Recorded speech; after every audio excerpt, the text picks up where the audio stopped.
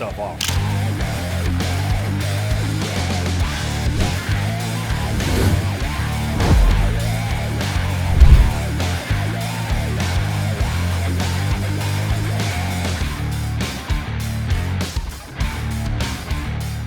What's up, folks? Welcome back to the shop. Welcome back to the channel. How's your mama in there? How's your mama in there? Today we're working on a sweet 1968 Fastback Mustang.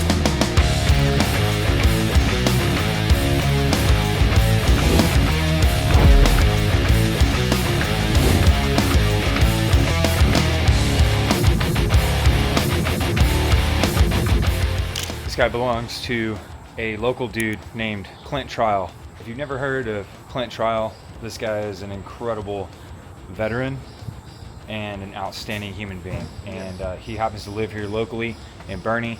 Does a lot of stuff with Black Rifle Coffee. But Steve and I have gotten to know him, and he is a really genuinely cool dude, hardcore, outstanding human. And we really like this dude. We get along really well. He came by and visited with us a little bit about his car, told us what he wanted to do, and we're 100% on board to try to make this thing badass for this guy. The car came in and the carburetor was giving trouble. It was flooding really badly, just spilling fuel right down the intake manifold. And so we told him, instead of spending all the time messing with this carburetor and spending a whole bunch of time like buying a new carburetor and dealing with the fuel supply and all the stuff, why don't we just fuel inject it? And he was literally like, you took the words right out of my mouth. That's exactly what he wants to do. He actually has a bigger, greater plan for this car, including a completely new motor, an updated transmission with overdrive, re-gearing the rear of the car, suspension, brakes, all the bushings on the car are pretty tired. He wants to make something that is exhilarating to drive every time he drives it. That way when he pulls this car out, it's an experience. And we completely understand where he's coming from with that. There's, you know, this isn't a car you want to just drive across the country because it's like super comfortable.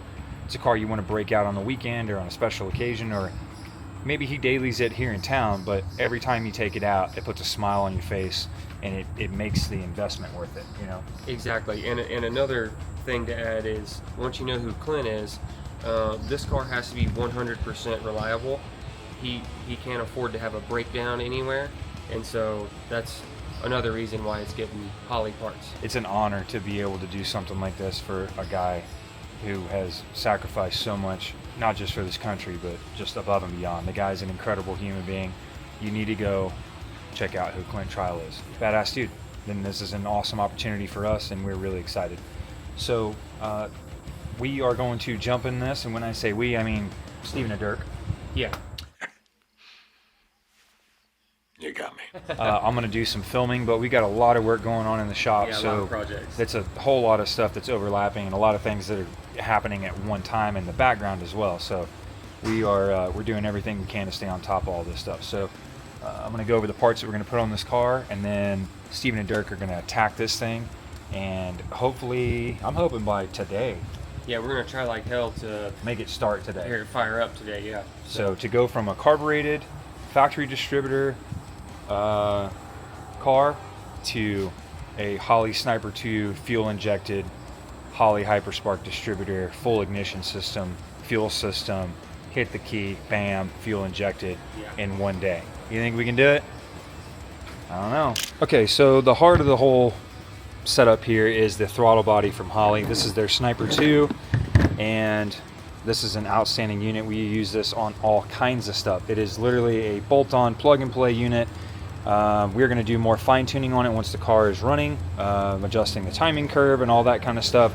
But this is something that you can do easily at your own home as long as you have a few tools and a little bit of brain power. Yeah. We're also going to be utilizing their Hyperspark distributor. This one is in black anodize. So this drops in.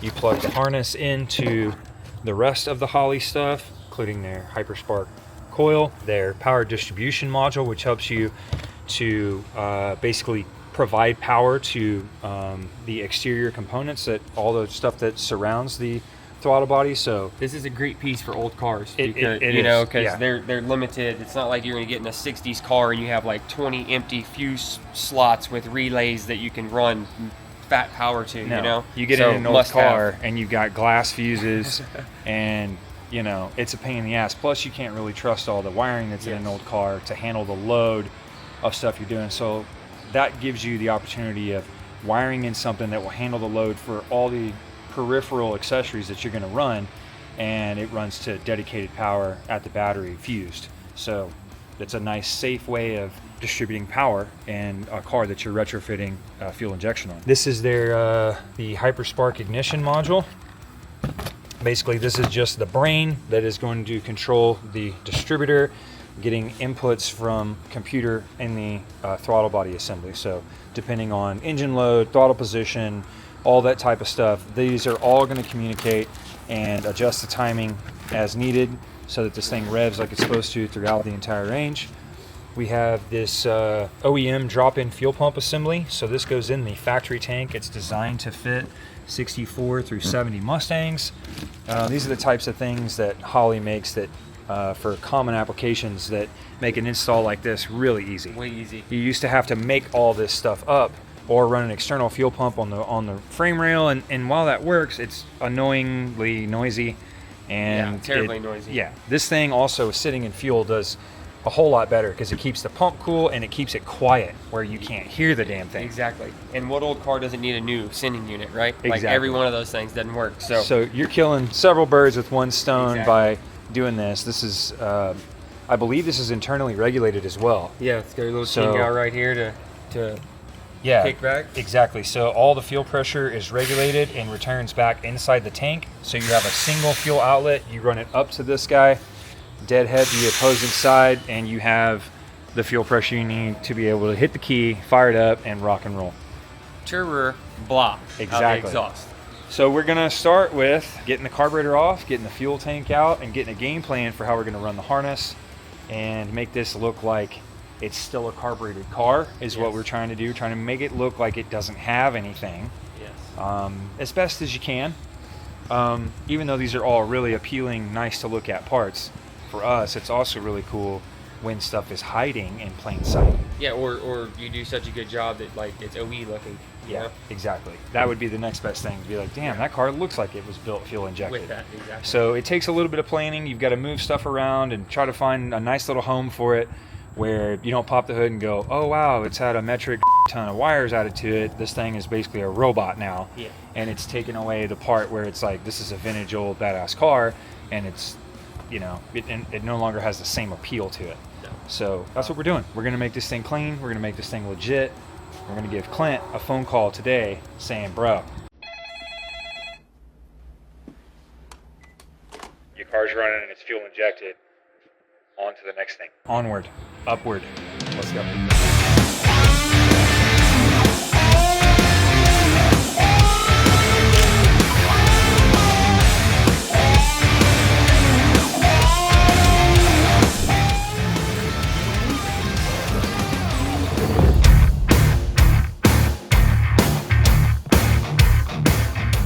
Now, before we stab our new Hyperspark distributor, we have to get the motor to top dead center, perfectly at top dead center.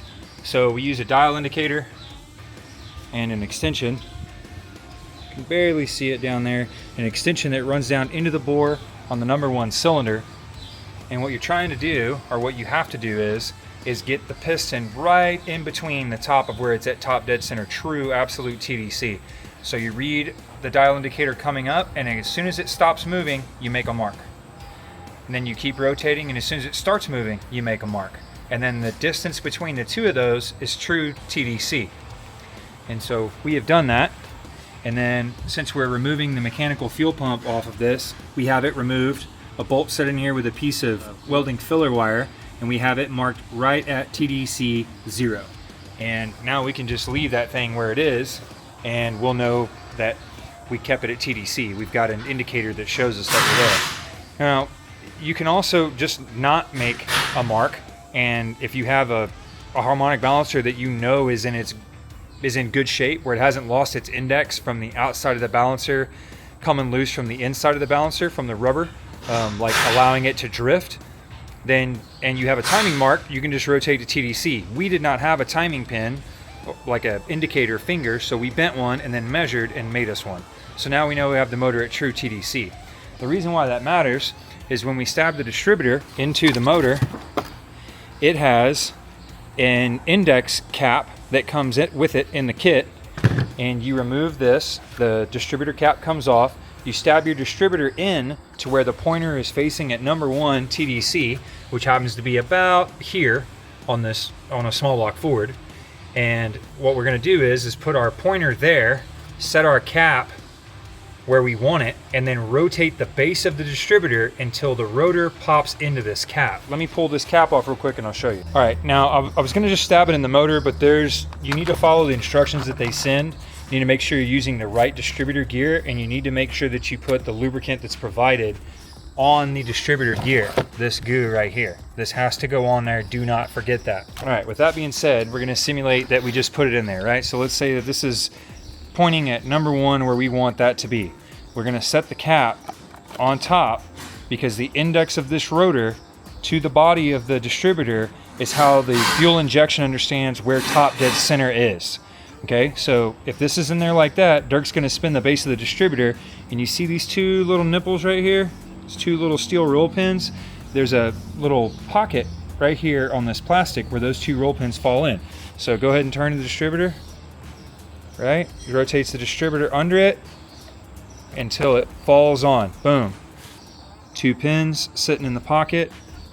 That rotor's sitting where it is, where it's supposed to. All that's together, that's now phased. It's important that you keep this pointing at TDC1 and rotate the distributor underneath it. That keeps you right at TDC, and you won't have any problems later. A lot of people mess this part up, and it seems a little confusing, but it's really not. Just slow down. All right, let's keep going.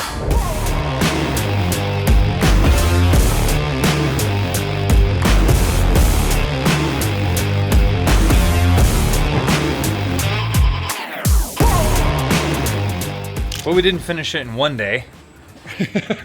Well, it depends. It depends. Yeah, I mean, Are as we far talking about hours in a day? Well, I mean, if that's the case, calendar day. Oh, We didn't finish it in a calendar day, but I think we'll. And when I say we, let's clarify, because people get bent out of shape a little bit. I start taking credit for shit I didn't do. All right.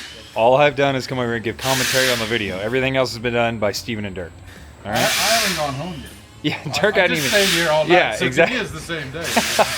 Well, and I want y'all to know, if anything goes to shit, that was what Willie did. Yeah, exactly. So it just took a little longer than anticipated to get a couple of things ironed out, which is always the case whenever you're doing something like this. If it was a 100% original car where you could trust everything down to the fuel tank size, then you could just breeze through it. But one of the first things we had to do is get the carpet in the trunk pulled out, measure the tank out, make sure that it was actually a 16-gallon tank so that the float arm was the right one for the fuel pump. They recommended running a 14 gauge wire to the fuel pump. We're going to run a 12 gauge wire, so we ordered wire. Like to just be on the safe side of stuff, and after building cars for a bunch of years, you just go with your gut so that you get the best result. That's what happens. You do things wrong enough times, you learn how to do them the right way. So got to get some fuel line and stuff like that we didn't have. Realized that we didn't get plug wires with this kit, but the plug wires that are on the car are good, and they work with this style cap, so we're going to run them for now. But we don't get to put the fancy little lock on top that comes from Holley, so we're going to order a set of wires that are a little bit more attractive than these gray ones as well. But that's not going to keep us from starting this thing. So the fuel pump's in, the power distribution module is mounted up here in the fender. The Hyperspark ignition system is here along with the coil, and the wiring has been integrated into the factory car wiring. So we got key on power where we need it. We've got battery feed power fused where we need it. We decided we were going to run with a circuit breaker to power this power distribution module. In the instructions, they don't tell you what to use for a fuse to protect the module. The module is protected, and every output that comes out of that is protected as well. So it's pretty simple. If you're doing something, you add up the total load that the fuse panel can possibly see at one time. In this case was like 70 amps, 65, 70 amps, something like that. So I think we went with a 75 or 80 amp breaker. something that's just a little bit stronger than what the total draw is on that, but not so strong that if it goes direct short, it's not going to trip the breaker.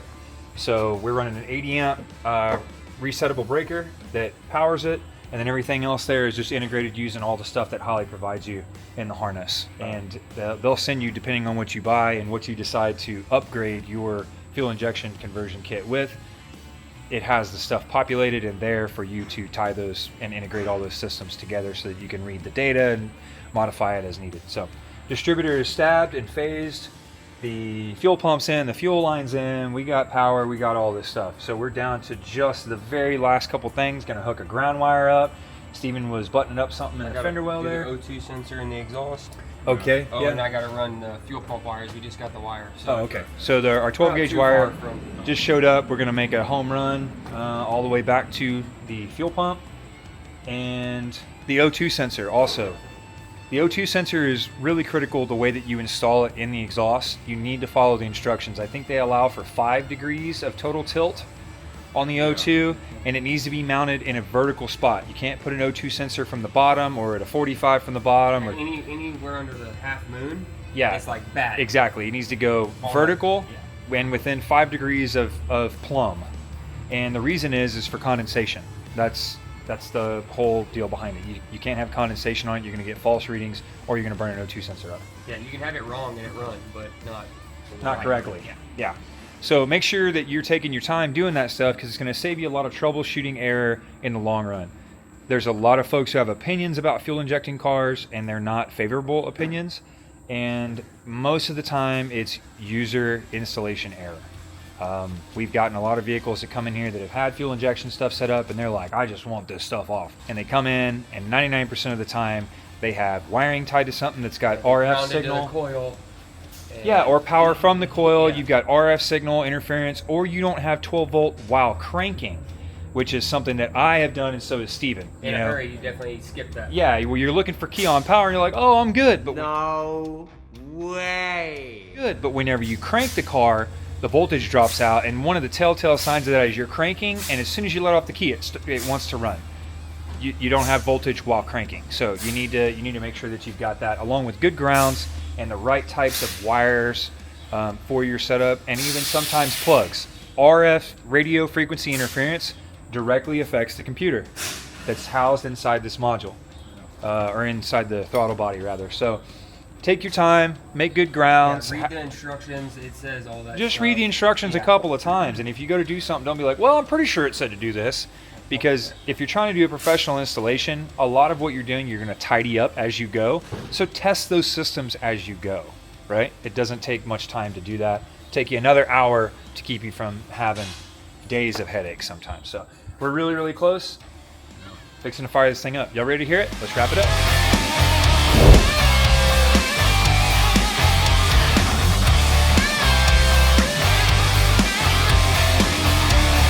Alright, Dirk's a couple gallons in, and my sending unit seems to be dry still, so that's good.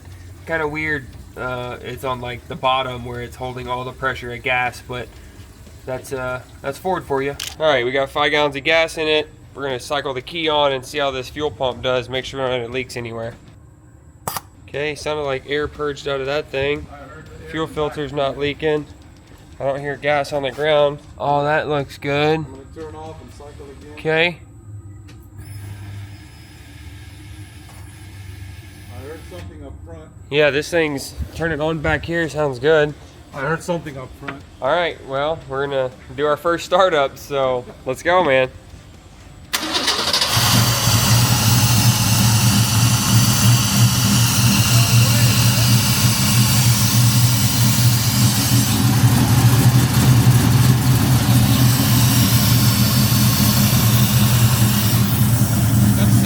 Bro, good job. Done deal, the first time. Yeah, buddy. 60 pounds of oil pressure. Awesome. Listen to the exhaust, dude. All right. Homie's got this thing running, I hear. I haven't heard it ran yet. I was out test driving a piece of shit.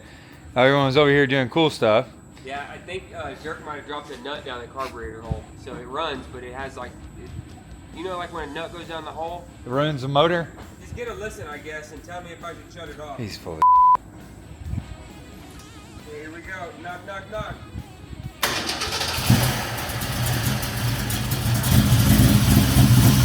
Ain't nothing wrong with that. How long do y'all have it run? Not very long. 30 seconds? Needs some learn time still. Damn, this car sounds good. Give me a little blop.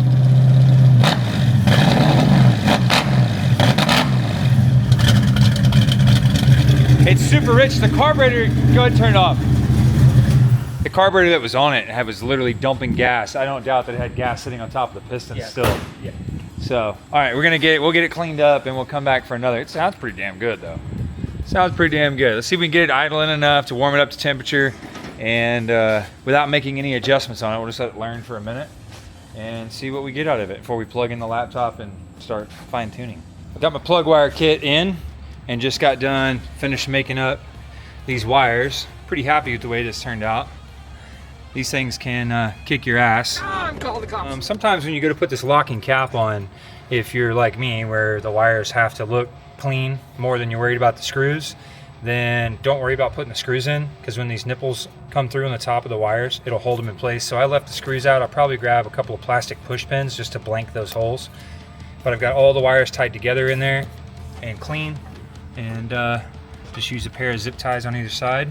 Cut our trash off there. Yeah, I need to cut the tails off of them, but nice and uniform across here. This piece did break, so I need to order another one of those. But I've got the wires where nothing's touching any metal. Got good bends, nice and comfortable, looking good. Car sounds amazing. Really excited because Clint's coming by today, isn't he? Hopefully. Need to message it. Yeah. So we've been kind of holding out because we've been doing some fine tuning stuff on the fuel injection. We actually pulled a little bit of fuel out of the acceleration enrichment. They seem to all come out of the box a little bit fat. I think Holley errs on the side of caution for all of these. They'd rather your stuff be rich and potentially foul plugs than it would be lean and burn holes in pistons or give you backfires. So it's definitely a healthy little motor and it sounds really happy. We're pretty excited to reveal this to Clint today. I hope he's coming by today because I think he's going to be smile ear to ear about it. And his kickdown cable has been busted to the transmission, so what driving has been done has been lacking line without pressure. passing gear. Yeah, it's we were thinking originally, because we don't work on 60s Mustangs all the time, that the kickdown was more like a line pressure reference, but it's got a vacuum modulator on it, and that's probably the line pressure reference, and then the kickdown is just like passing gear, but it hadn't had it. So if you get up into third and then you stomp it, you just stay in high gear, which is like, that's not the way to haul ass. Or No, you're at 3,500 RPM, you need a downshift, get to about 5,500, pull to 7 grand, then get into third gear. Bingo. So we are close for a test drive. Just wrapping up a couple little things. Gonna throw the air cleaner back on top of it and get ready to say, check it out, Clint. What do you think? All right, well, let's go for a little test drive.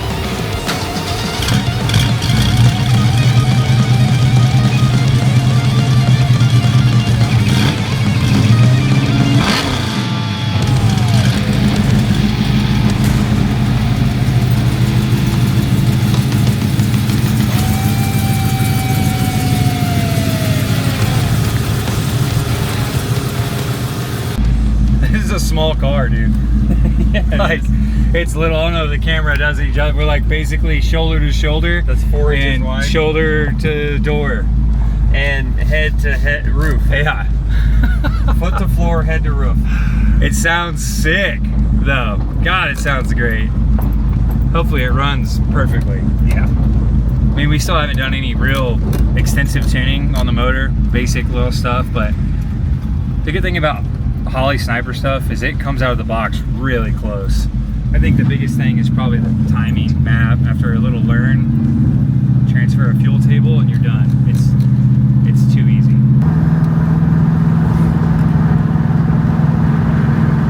So far it feels really strong. It feels good. Oh yeah, dude, that's like 3% throttle. Bro, let's go. Power to weight, dude, for sure. Yeah. Now, we don't know this car real well, right? We haven't had a whole lot of drive time on it because the carburetor needed to be completely gone through. And we've changed up everything on a car we barely met. So just kind of doing a little warm-up run, if you will.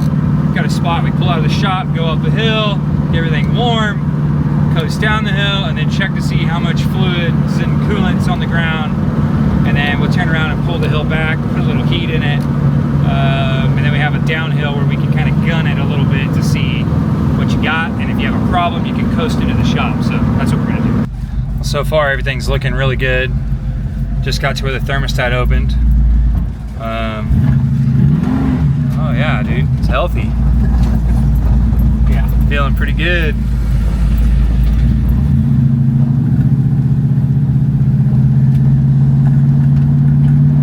See if it'll downshift. Oh yeah, dude. Yeah, this thing feels good. It feels real good. Yeah, it does. Feels light on its feet. I guess that's what happens when you get out of your 8,500 pound 1-ton and get into a little and car. we're just super chilling. We got like almost no throttling, only 5% throttle to pull this hill. Yeah, that's about half throttle.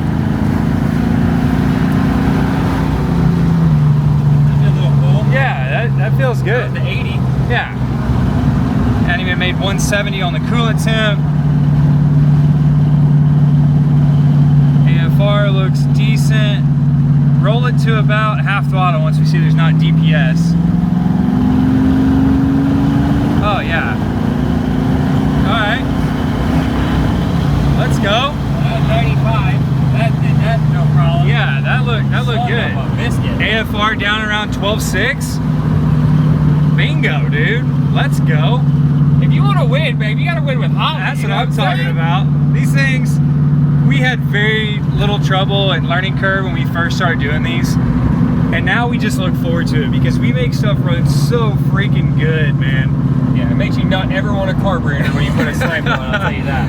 Yeah, there's definitely a humongous difference between the drivability, the torque curve, just the resolution, right? Like how fine-tuned it feels being fuel injected and having time to control as well. It's really a nice setup.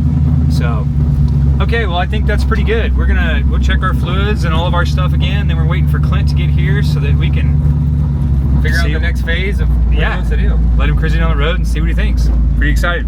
Keep in mind also, this has a total of about 2 days. I think it's 2 days total. Yeah. From pulling the carburetor off, from a factory mechanical fuel pump setup with factory ignition and all that, pull all that out, swap a tank, sending unit, fuel pump. Not swap a tank. Oh, Same tank. Swap the sending unit into the original tank, tie the harness together, get it timed, distributor, plug wires, and a little bit of tuning. 2 days. And this thing is 10 times the car that it was. 100%. And, I mean, look, dude, we're at operating temp. Listen to this thing. It couldn't be more happy just sitting here, chilling. Let me hear it one more time. I mean, let's friggin' go, dude. All right, so Clint just showed up. We got the Mustang fired up, and we're kind of just going over it with him, and he's pretty excited. Yeah. What's up, Clint? How you doing, bro? Hey man, how are you? Doing good, man. How are you doing now, dude? Totally stoked right now. Got a new Holly Sniper. Just put in. These guys kicked ass. Like, this Mustang is singing a whole new tune, man. It's Yeah, like, for sure. it's like it's just at idle, man. I can tell the difference. Not spitting out white smoke anymore. Yeah. The tune is correct compared to that old car, which we told you all about with just pouring fuel in. Exactly. Dude, you just revving it up, man. I haven't. Maybe I have, but like I haven't heard it like that. I haven't heard it roar like that, man. It sounds amazing. It does. That's so badass, dude. Yeah. We're so stoked to do it for you, man. It's freaking awesome. We love doing it, and Well, there's a lot more to do. We still got suspension. We got brakes. We got some more cooling. Maybe later down the line. yeah, a little air conditioning wouldn't hurt. Yeah. The big question now is going to be, how much life does this motor have? Like, because this motor, I mean, it's the original Yeah. 302, right? Back to 1968. Yeah. But it was poured over in what, 83, right? Yeah, dude. So it's still the original motor, it got an overhaul Yeah. in '83. So it's like how much life is left in this baby? Well, I can tell you, it has almost no blow by. It doesn't smoke out the back. If it was mine, I would run the ragged dog shit out of this Yeah. thing for a good bit until it, you Until know. it showed a reason Yeah, to pull like- it out. Right now, it's just happy as I can don't. be in there. I don't think you're gonna throw a rod unless you just rev it 7,000 all the time. I think other than that, dude, you might be hard pressed to kill it. I mean, maybe not all the time. Yeah, some of the time, yeah. Yeah, So there's a lot of empty parking lots. there out is. There is. I And need my thumbprint on. that's it. exactly right. Like some people go to psychologists and therapists. Like I just want to get behind the wheel. Yeah, So, We Makes certainly everything understand that, man. Well, dude, thank you for letting us do it, man. Yeah, man. Really, Thank really, you it's guys, like dude. Thank you. it's brother. it's so much more fun to do it for people that get excited and enjoy it, and just for the love of the whole thing, man. It's an American kind of thing too. Just old classic car, muscle car shit, making it run good it just And feels way good. way more to come. Way more to come. By the time we're finished with this thing, Whole different animal. Yeah. yeah. Well, on that note, guys, that's going to end this episode on this car. You heard the man. We got more stuff to do. So we're going to do some suspension. We're going to do some brakes. We're probably going to do a little bit of AC, you know? Try to get this thing dialed for this fella. So, how about one more rev before we go? Huh?